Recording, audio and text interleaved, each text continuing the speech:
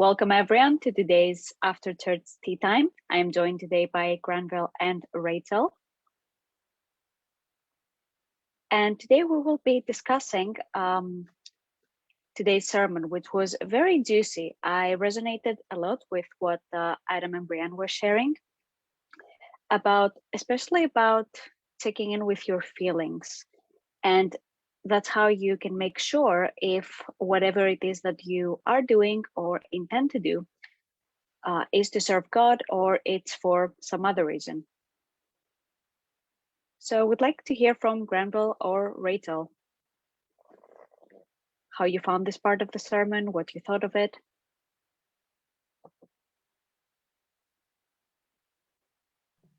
Yeah, well, I think if you just follow one hard and fast rule, how would God have me act? How would God have me think? How would God have me speak? I think if you follow those steps, you're on the right track. I mean, is this relationship? So are you serving God by being in this relationship, or are you leaking your energy away? Are you just going along with it because it's been there a long time? Is it serving you? Is it beneficial to you? I let a lot of relationships go quite recently because they no longer felt good. It got to the point where I get wound up just seeing a post of theirs on Facebook. So yeah, so I let them go, and I saw one of them at the weekend, and they revealed themselves, and I was really glad that I blocked them. It's just someone who doesn't know themselves, and you got to check in with all your relationships to make sure that person is choosing love as you are. Are they growing? Are they healing? It's okay if they're not at the same level that we are, if they're not in the work. But yeah, that will indicate to you whether there's a relationship or no relationship there. And when you do let them go, like these people with me, new people immediately vibed in that have been much more. Well, they've brought much more to my life. I mean, they don't even know it, but they're hugely supportive to my union. For one, that's quite a good indicator. And yeah, so everybody that I let go has been well and truly replaced. Thank you for sharing that. Oh, Granville, you wanted to say something? Yeah, I was just gonna echo what Rachel was sharing in terms of how the minute just, and literally it's the minute you start to choose to heal, you almost find that you start to see the gap between where you're at and where your friends and family and just acquaintances are at in terms of the intention to love or not to love, and whether they actually meet you there. And it's, sometimes it's very, very subtle, but you kind of get this, like I got the sense of like something feels off. And it's just something feels off, and it's like started paying more attention to it. And I realized, well, it's always been that way, or it's been that way for a while. And I was almost choosing to be willfully blind to the disconnect. And the minute I started kind of paying attention more to how I'm feeling in a situation or what it's bringing up for me, I was like, there is no relationship here. It's kind of like, what was I doing? Like, like the thought always came up, like, what is this? Like, what is this? And it, like in hindsight, it's funny because I probably knew it all along. And the what is this was always there. And I just chose to ignore it. And then I started healing, and it was like, okay, well, you can't really ignore it anymore, buddy. You kind of need to do something about it. You know, it's kind of like when you have a spot in your roof leaking. Like, you can't leave it to leak. You kind of have to solve for the leak, or it just grows. And it was, you know, like it just became that, it almost felt like those connections were almost this bottomless pit. And like nothing was taking hold, kind of falling through all the time. You know, it's kind of the same way as if you're pouring flour into a sift and it, you know, like into a sieve, and it just falls through all the time. I was like, what is this? And why wasn't I doing anything about it? So, you know, like in hindsight, it's actually quite interesting when you sit back and you're like, and it's something that Kanisha shared in her card reading as well, around trusting your intuition. Like, you know, you physically know something is off. You spiritually, mentally know something is off. And it kind of takes you to be a little bit courageous to really look there and go, this ain't serving me anymore. It's time to make a new choice and let it go and follow through on the action, as Adam and Brianne shared. I love that you're sharing this about trusting your intuition, because that's such a big part. And it's taught to us from a young age to ignore our intuition if we don't have proof of something happening, that it's not good enough.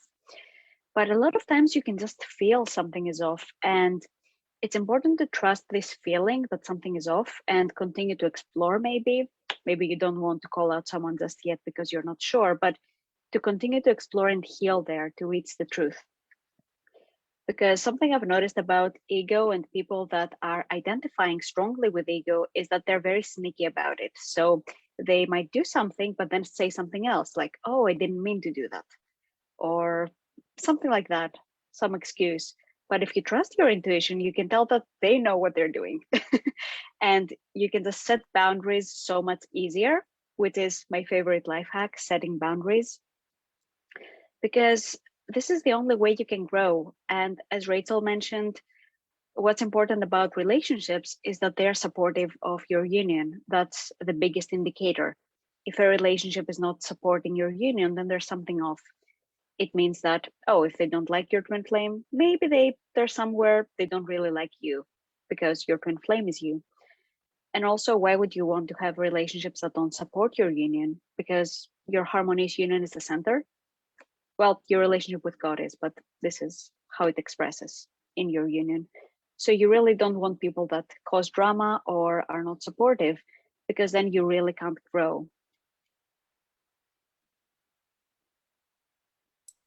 I like that you mentioned that you need to be discerning about it and not to act rashly.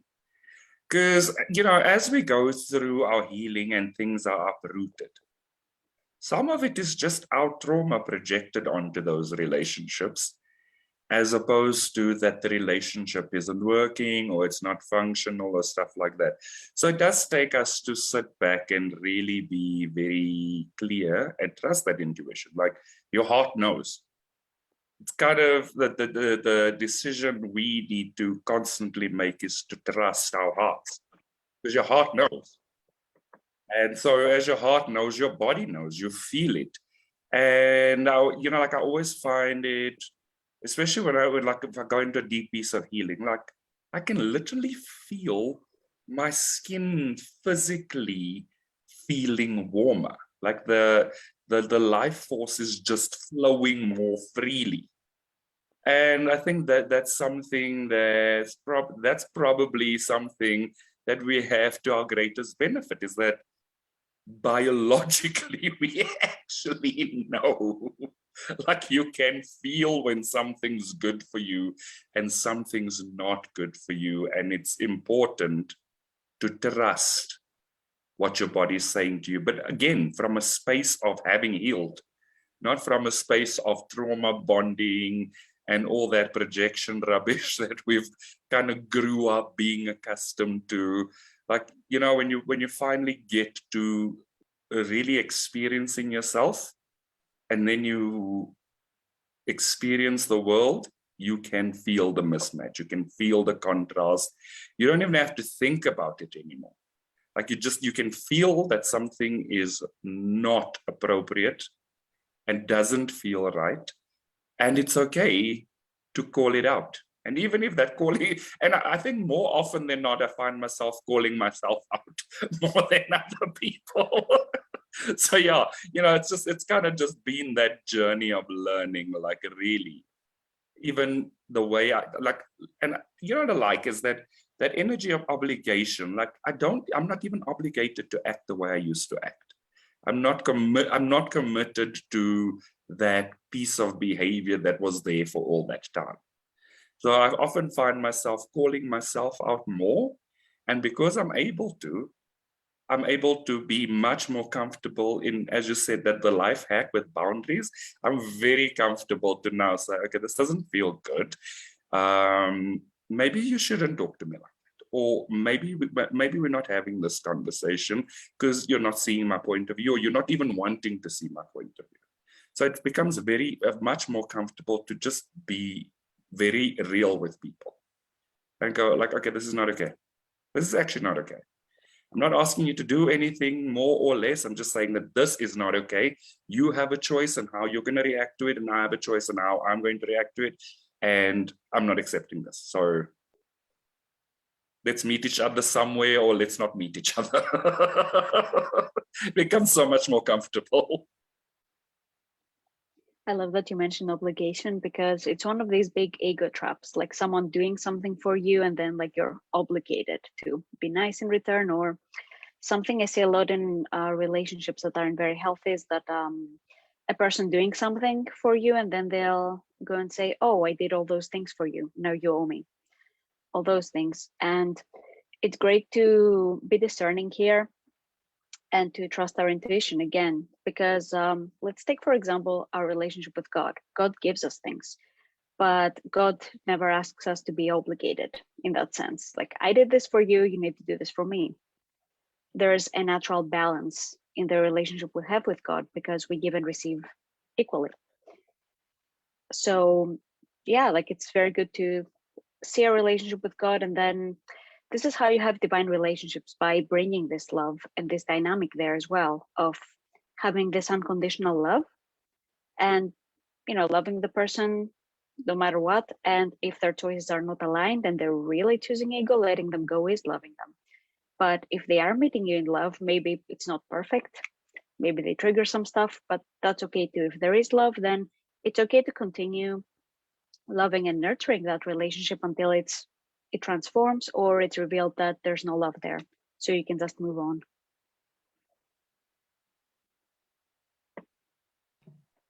Yeah, I agree. And going back to what we were talking about a few minutes ago, about trusting your intuition and trusting what your body knows. Well, that's where the term trusting your gut comes from.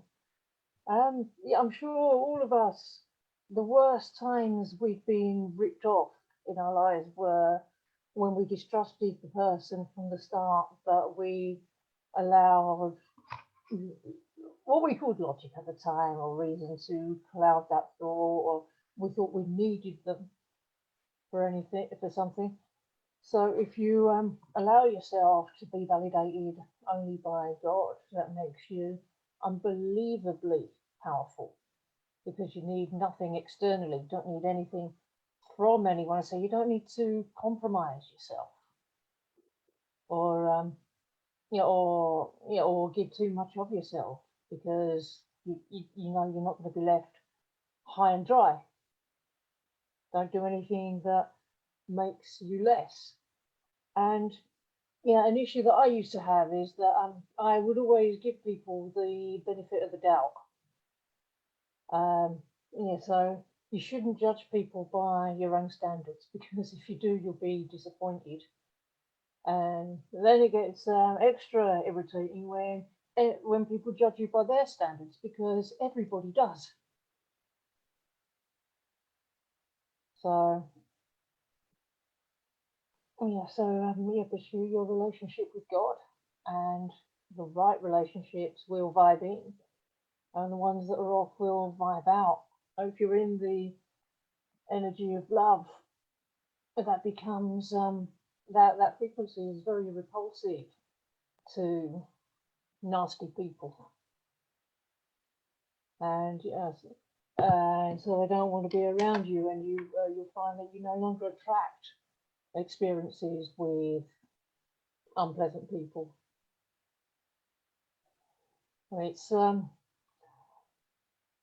we don't have any control over what's already in our consciousness, but what we can do is that when something does come up to be cleared, we take the steps to clear it, so we never have to experience that sort of thing ever again.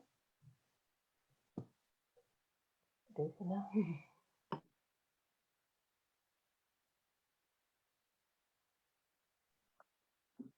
I'm having a challenge. Every time I try to unmute myself, it just won't work. I was like, what's that about? But yeah, I like what you're saying, because I think some of the time that energy of having been ripped off is the thing that creates the resentment. But like if you feel back into it, at that point, we weren't very clear about asking God about how we can be of service in those places. And like, in hindsight, I sometimes feel like God was saying no all along, and I still did it. And now that I know, like, I know how to connect with God in this space and to really ask, what would you have me do here? I just get the sense that I'm never confused about things. I never have to give somebody the benefit of the doubt, because I'm not doubting it. If God is saying, go here and do it in this way, there's no doubt. So the energy of the benefit of the doubt doesn't feature. So like when you connect the dots back after having healed, you're like, oh, God was saying no. And you're like, and I've gotten into this space where like I've had to go over those places and kind of like go, okay, so yes, I acted probably against my better judgment sometimes, but it was okay. I thought I was being of service. I thought I was being compassionate. But now that I know better, I do better. And so I can be compassionate about the fact that actually in those instances, I maybe shouldn't have acted in that way, but I acted the best way I knew how at the time. And I think that's the space that allows me to learn the lesson, is that I acted the best I could at the time when I acted in those places. And now I'm acting differently because I realize that sometimes people aren't asking for help, and sometimes helping is not of service to anybody. Sometimes helping is the exact opposite. Sometimes it's about saying to somebody, actually, no, I can't. Or actually, no, this doesn't feel appropriate. And allowing them to walk their path and learn to trust God in a deeper way and learn to partner with God in a deeper way. And I have found in my life that I have gotten in the way of people's lessons because I thought I was helping. And it's okay. That's what happened. But I also know now how to help in a more loving way that's compassionate for everybody, even if it means saying no. I love what you shared about the benefit of the doubt. I want it on a t-shirt. It was so well said. Yeah, I also loved what you shared about like sometimes not helping. And yesterday I was reading this book called The Laws of the Spirit World. And it spoke about evil souls and about how it's really not good to help evil souls knowingly, because that way you're really feeding their ego patterns and that's not encouraging them to change. So a lot of times, well, in those cases, it's best not to help because you're not actually helping, you're just feeding the pattern. But when someone is choosing love, then it's safe to help them. And if they genuinely want help, then it's safe to help them again, even if they are like the worst person ever. But if they genuinely want to change, then of course you can help them.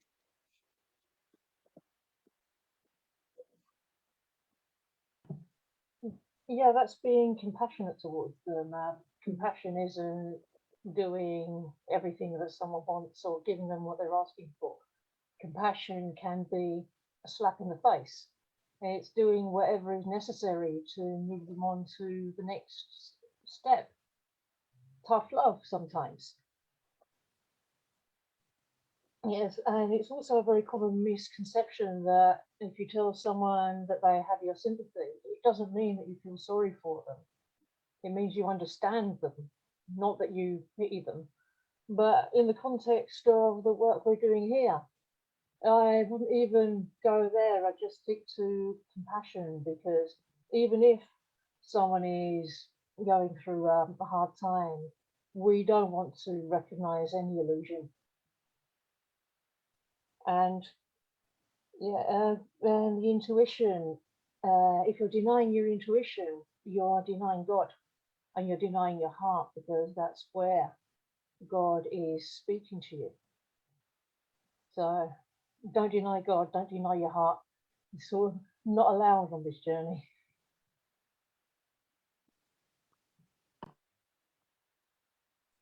Yeah, I think for me, one of my biggest lessons has been to learn that it's also compassionate to say no. Because I think I grew up in the very much in the Catholic Church of kind of, you have to help. You it's almost like help others before you help yourself kind of energy. And it's kind of the exact opposite, because you overextend yourself. Like I found myself in the past like properly overextending myself, and then having that energy of resentment attached to those relationships.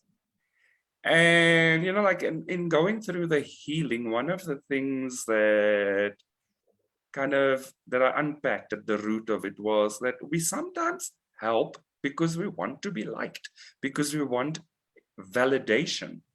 And so being of service gives us that validation, but we misunderstood or misconstrued the concept of service. Like I find that I've misconstrued it at that point in my life. And yes, it served a purpose, and I learned through those lessons. So it did serve a purpose, but I understand the concept and purpose of service in a very different way now than I did before. And it almost, it actually feels like the energy of being let off the hook. Like it's literally that energy that Brianne was speaking to about the obligation and taking on a responsibility that's not yours. And then when you realize that, hey, actually, this is not my responsibility, it's kind of like, sweet Jesus, I can relax. It's literally that feeling of I can relax. And if God is asking me to help, it's going to feel good. It's actually going to feel reasonable and healthy. And like in hindsight, I look at some of the things and I'm like, they never really did feel reasonable and healthy. So it's kind of, like the contrast. I know we don't like to learn through the contrast, but the contrast teaches us. And the contrast, once we've healed through it, we really actually understand the lesson and we understand the concept, and it makes so much sense. And like I have my coaching with Brianne, and I'm always like, actually now I understand the emotion behind the word. Like I actually understand what compassion feels like, because I'm applying it to myself as well. Whereas before it was probably quite a rudimentary, very high level understanding and knowing of the word. But now, when I now feel the word, it means something completely different. It just makes so much more of a core sense to me than it did before. So I get and again, I don't advocate for learning through contrast, but I do believe that it's a good teacher because it teaches us how to transcend into what we actually do want. So yes, it doesn't always feel good, but it has been a great teacher, and it's been a great teacher in my life. And like, you know, now that I've gone through it, and I'm like, I sit down and I'm like, well, you know, so that happened, but it wasn't actually that bad.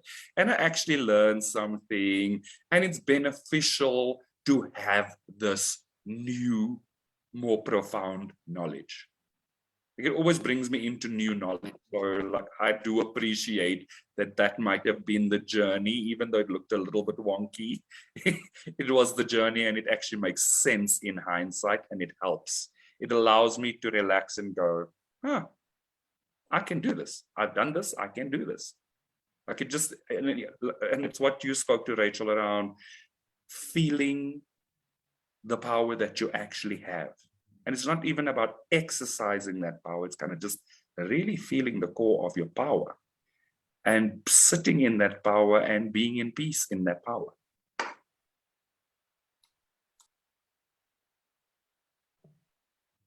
Yeah, standing in your power, that's an important one. I think powerlessness has been an issue for pretty much everyone on this journey. We can see where we used to be and where we are now. Going back to the bit about wanting to be liked by people, yielding to gain acceptance and overextending there. And then there comes a point where enough is enough. And then when you start to say no to them, they go loopy. But what did Jeff say? He said something about people won't respect your boundaries just because you've chosen to set them. You have to enforce them sometimes. And that means removing yourself from those relationships, then so be it. You don't need them. You don't need any relationship except your relationship with God. The only relationship there is anyway. And what was it? They were saying in the sermon, every other relationship is a reflection of that. It branches off from that. So if you focus on God, everything else will fall into place.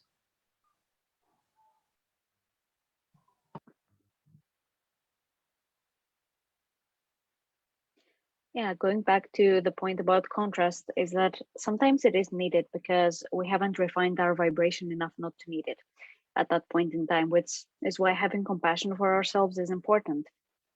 Because like the example Granville mentioned with the leak in the ceiling, if at that point in time you also have a huge hole in your floor, then you're not going to look at the leak in the ceiling. You'll just fix the hole in the floor first because you might fall into it. And then after you've refined your vibration there and the hole is gone, then you can look at the ceiling and be like, oh, okay, I need to fix that next. So a lot of times it is needed. And a great example of this is how a lot of us go through false twin flame experiences. It's because we really need that intense energy in that point in time to realize that, hey, this is really not working. This is not what I want. Here's what I'm choosing instead. And it's very effective to help us heal what we need to attract the real deal. But then we no longer need to manifest relationships like that because we've transcended that.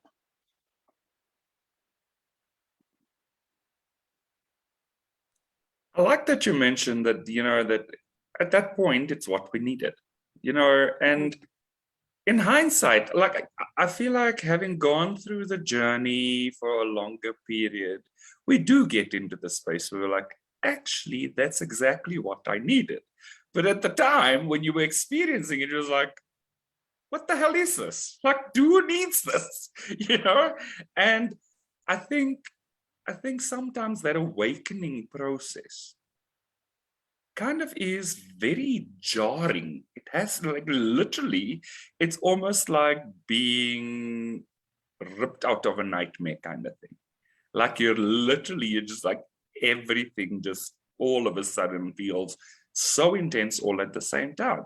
But in hindsight, it's like, it actually served me. It served me. It helped me to uproot patterns. It helped me to uproot upsets in my upbringing. It constantly helps me to just like literally sometimes very scientifically look at the upset. And I feel like the journey has just been that. It's like, yeah, look, and before it might have been in the past, it might have been like, I don't really want to look here. I kind of want to carry on walking in a straight line that way, but looking that way kind of thing. And now you're like walking in a straight line and looking in the same direction, and it feels so much more clear. It feels you're like, it's like the difference between not quite being present and being present. Like, you can't quite walk in a straight line in that direction when you're looking there. But when you start to stop avoiding things, it kind of feels more peaceful. And it's that energy of almost being more with yourself. Even though at the beginning, at the beginning, I didn't understand that was really what it was about, kind of just like really being with myself and really looking at the core of things and really just kind of being present and being aware. That's all. It was like, all it required was just coming back to center and being aware. The next step was then to heal it. But you can't heal something that's not in your awareness. Just like you can't serve when you don't quite know what service is about. And so, like, just the things that Adam and Brienne shared around what becomes resentment, what becomes an obligation, what becomes things that we feel we have to commit to and are committed to. Like, all of those things need to come into our awareness so that we can unpack them and heal them. But up until the point at which they don't come into our awareness, we're not able to heal it. Like, it has to surface in your awareness for you to heal it. And it's only compassionate that it surfaces in your awareness when you're ready to heal it. Because sometimes we're just not ready, no matter how much we say we are. Sometimes we're just not ready, and sometimes it's just massive. And so it's good to kind of just, revisit places and go, hey, from where I came from, and now knowing what I know and healing what I've healed, it feels so much more comfortable to actually just be present and look at the upset and go, hey, I can heal that. I've healed this stuff. I've healed other stuff. Hey, I can do this. And I think, and if I recall correctly, it was something that Adam and Brienne shared, is in being of service to yourself, you're also being of service to God. I think Fabian also touched on it in the intro and outro. It's like that service to God first extends to you and then outwards.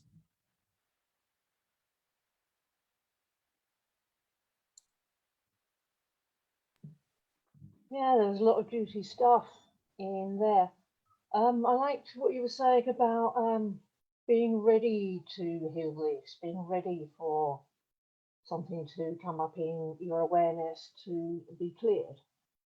Like a few months ago or a couple of years ago, we wouldn't have been able to get anywhere near that particular piece because it's taken all the steps that we've taken so far to get to this point where we're uncovering this piece for the work of the day. And we wouldn't have been able to had it not been for the prior steps. And with the steps we're taking today, preparing us for tomorrow's work of the day. And a little bit more about obligation and resentment. I have not being pressurized, but felt obliged to maybe enter into commitments that where my heart wasn't in it, including romantic relationships, and it felt really bad, and it just ended in a mass of resentment.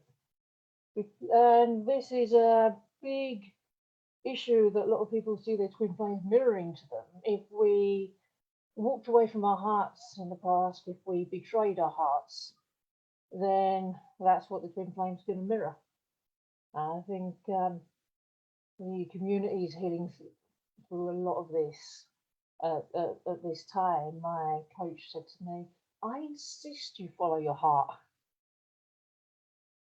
Yeah, well, we know what it's like to do the opposite, and there's nothing more painful. So, yeah, that lesson has been learned.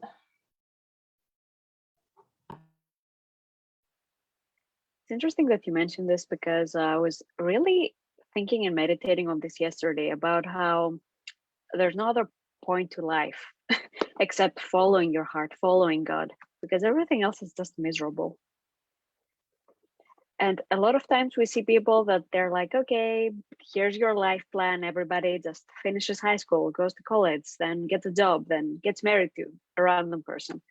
But you really see that they're not happy.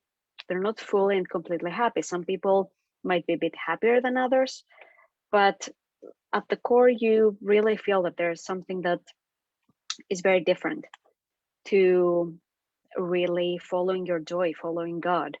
Because even if you follow God and at first it looks like your situation is terrible, like you're single at a certain age, you shouldn't be according to society, you still feel different. You feel this joy, you feel this magnetism. And it's so much different. It's not about what it looks like on the outside, which society is very obsessed with, but it's about how you feel.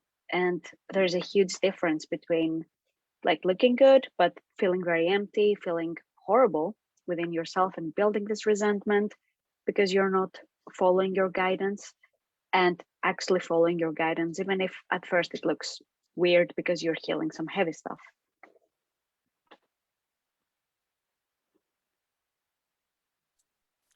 I like that you shared that, because something also just like today, I was actually on Instagram and there's like, these people posing with all these muscle pictures and gym pictures. And I looked at the picture and I was like, that feels so empty. I was like, why does it, like, I haven't looked at it in that way before, but now that I look at it, I'm like, it actually feels quite empty. Like it's kind of almost this concept of a shell. Like it's the outer seems so enticing, but like when you really look at it, it's like there's really nothing there. And it's just like, it's just symbolic of how much I've actually healed through, that I can look to the core of things so much more. But what brought it up for me in relation to what you were sharing was the sense that we are learning again to properly have a relationship with life. Like as we have a deeper relationship with ourselves, we're seeing a new way of having a relationship with life, and it feels so different. Like it's like for me, often I sit back and I'm like, it just feels so different. Like I don't have to explain to people what they're doing wrong. Like it's like, no, it's not, and just move on. And it just feels so much more peaceful, because the fact of the matter is, I don't believe that I have any people around me that are not sensible. And so, as you shared, Christine, sometimes they know exactly what they're doing, even when they say they're not. And so, like, it's just so much more peaceful to go, okay, that just feels really out of whack with who I am and my values, so let's not. Like, it's literally that energy of the sandpaper grind. Like you can just feel the grind of the sandpaper, and this friction isn't an upset that I need to heal. This friction is actually just not appropriate. And then because you're not allowing that fire to start, you're allowing a fire to start around your healing and being more present in life. It's so much more comfortable not focusing on the distractions, because there's many of them. And it's kind of constantly reminds me to just kind of get back into my peace, and then, you know, like trust my peace first and then interact with what's happening, as opposed to allowing what's happening to pull me out of my peace. That's really good. And I love this, what you mentioned, essentially about having standards in a relationship, about what's appropriate and about what's not. Because yeah, sometimes people treat us in a way that is really not okay, and it's not necessarily an upset. Of course, if we have an upset, we should go and heal that. But sometimes you really need to put up a boundary and not allow this. And that's part of the healing, because you can't just put boundaries within yourself. You also need to essentially ground the healing, because you're grounding it every time you stand up for yourself, because you've healed something. If you couldn't stand up for yourself there before, and now you can. It's really good proof of the change it creates in you. And it's really amazing, because focusing on your relationship with God and having standards means there's no longer this desperate energy that other people can sense, even subconsciously. And that's why they step over your boundaries, because there's this desperate energy of, oh, I don't want to be alone, but I don't want to look for other friends because I might not find anything. So let's just settle. So yeah, some people can sniff that from miles away and take advantage of that. But when you are grounded in your relationship with God and don't really need anything from the outside, then you no longer experience these people anymore, because they know they can't really handle that. Your peace is much bigger than that. And it also attracts way better relationships. Like I've noticed certain friend groups, like there are some people I meet with and I feel so energized after, and it feels so good because I share love, they share love with me. It feels so balanced and nice. And then there's people where you go and they just complain, and you just feel drained. So huge difference there. And what really serves and glorifies God is to have a relationship with the people that you feel energized by and that you energize in return, because that creates an abundance of energy for everybody in the relationship, and that's how you grow.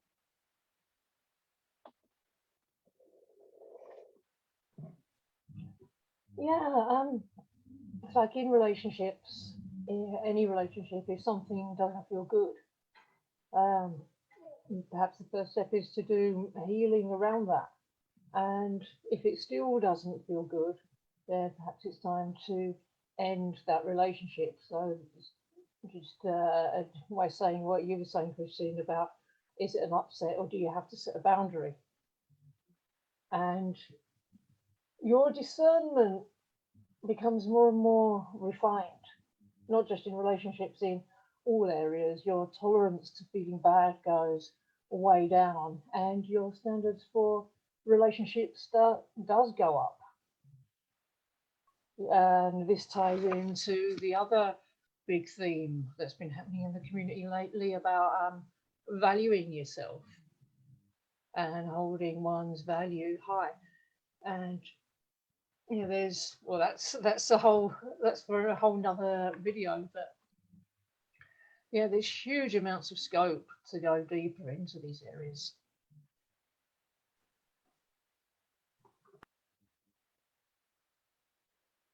Yeah, valuing yourself is so important, because if you're not valuing yourself, then you're not seeing yourself as God created you, which means you're not really listening to God. Because God sees you in your full value, like how He created you in perfection. And then you're over here like, oh, I'm not like that, which is not really listening to God. And also, what I feel is appropriate to mention here is about not overextending, because not every relationship is equal. Because some people, they require more love because they give more love in return. So it's safe to have a deeper relationship with them. And some people, they don't really give that much love. They don't want to receive that much love. So it's okay to have different levels. That's what I'm learning. It's not an all or nothing thing. It's not like either we're strangers or we're BFFs. There can be an in between, like Adam mentioned about this person that they text every once in a while, and it's not a huge communication, but there's love there still. And sometimes that's appropriate for some relationships. And as you heal, some relationships evolve in a way that they come closer to you and you have more communication. And sometimes it's the opposite way, because they don't require as much energy from both of you. And it doesn't necessarily mean that there's something bad here. But yeah, it's important again to be discerning and to say, okay, how much energy does this relationship require? And not to overextend over here while instead taking from over there. Yeah, that's about meeting people where they live. People will have different requirements. Some people may require a lot of love and attention, but somebody else wouldn't. Their receiving system will shut down and they'll long to get away. It may have something to do with what we've become accustomed to as children, but it reminds me of something that Jeff said in one of the life classes, where if someone tells you they're thirsty, you don't drop a water tower on them, because then next week you'll ask them if they're thirsty. No. And it's the same with your twin flame. You don't just dump all your love on them. Even when harmonious union comes in. So it's about being appropriate with what's appropriate for every relationship in your life. What's appropriate for that relationship and where it's at and where you're at. That's a great point about twin flames. Shaleia had made a post in the open forum, and it's one of my favorite posts of all time, about how you don't have to like give your honey, you don't have to like leak your energy on your twin flame if the relationship is not appropriate. So even if a person is your twin flame and like they're overstepping boundaries or just taking from you and not really returning your investment of love into them, you don't have to just keep giving and giving and giving into the black hole. You know, you can set boundaries there, and of course you'll heal what they're showing you. And part of what they're showing you is, you know, not overgiving, because a lot of times there's this desperate energy again that, oh, if I give you enough love, you'll love me in return, which is not an appropriate way to connect with your twin flame. Of course, they're going to reflect there's something wrong here. Yeah, and I think both of you are speaking to very much the energy of balance, and something that I think is something that we're probably learning at a deeper level, is to have that balance within ourselves. And it just actually plays out in your life. So you kind of feel the places that require a little bit of energy, whereas the other places that require a little bit of more energy. And as you start to be discerning, even in just using your energy productively, everything starts to even out. And the things that require more get more, and the things that require less get less. And it just feels like, you know, that perpetual ecosystem that's feeding itself. Because as you said, Christine, it's not about taking from one space to give to another, but it's also not about taking from yourself and giving too much. And in all honesty, if you feel like if there's ever a feeling that you're giving too much, that already speaks to an imbalance. And then it kind of needs to, it requires the healing of, am I trying to hoard, or am I actually loving appropriately? Because sometimes we might think that we're loving appropriately, but we're not. And I think it's something that Shaleia shares in one of the classes as well, is like, what does this relationship require? Do you need to give more love or less love in certain spaces? You know, and I think it's just, it really just comes down to us truly knowing ourselves and truly trusting ourselves, so that we can show up appropriately in the appropriate way for the appropriate situation. It's like all of those things all of a sudden come into balance, and you're just like, actually, it just feels peaceful. It just like really feels peaceful when you just feel that level of balancing out all the time. Like it's not too much giving, it's not too much taking, and you're not feeling like you're being taken from because you're also receiving. So it's, you know, like it just feels, and again, the word that comes to mind is just flow. It feels like a lot of flow.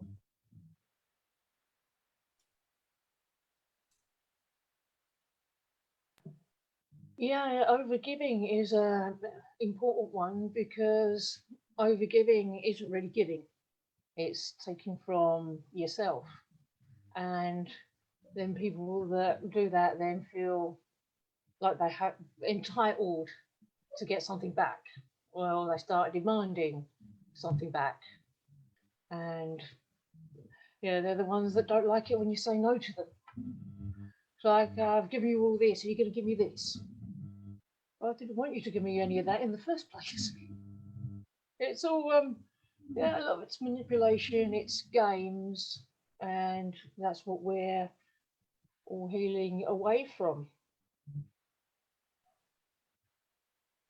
Overgiving is not serving God. God would never ask you to do it in an unbalanced way. He'd never ask you to exhaust yourself. He'd never ask you to burn out or push through when you should really be resting. So once again, we're going back to listening to your body. If you're needing rest, then go with it. Don't deny yourself those things.